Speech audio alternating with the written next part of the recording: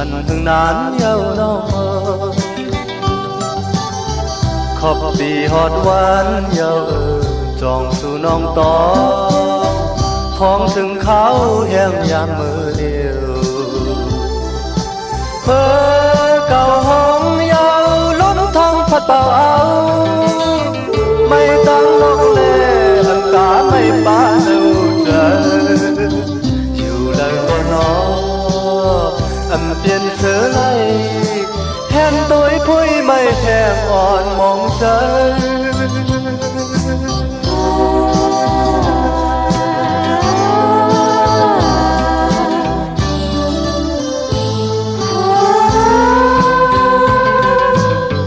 xóm hiếm hóm tí háo cây xóm ca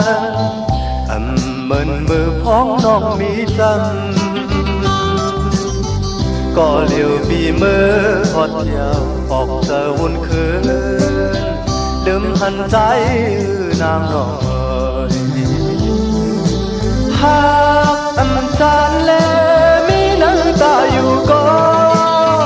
lấy tăng mây dầu âm cá lấy ba tăng nhạc giờ thằng gì hân nàng hoài mong tăng lơ hân ngáo lắm mây thèm ồn phản rơi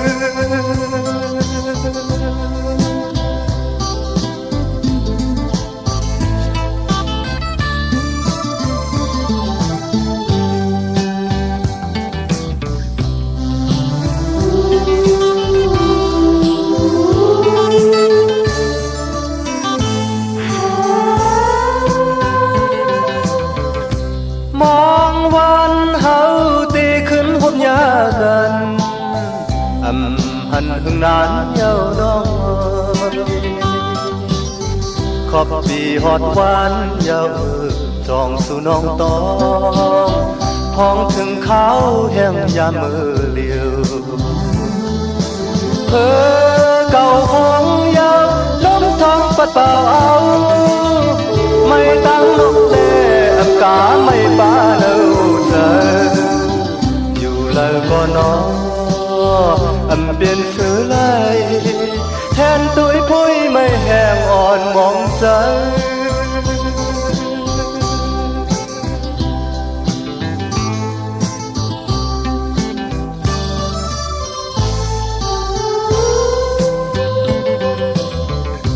xóm hiếm hóm tí háo cây xóm cần ẩm mơn mưa phóng non mi dân có liều vì mơ hót vào học giờ buồn khứ đêm hằn trái nàng nói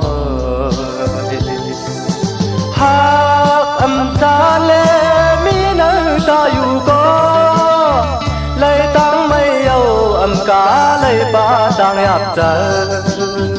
thằng thì hân nàng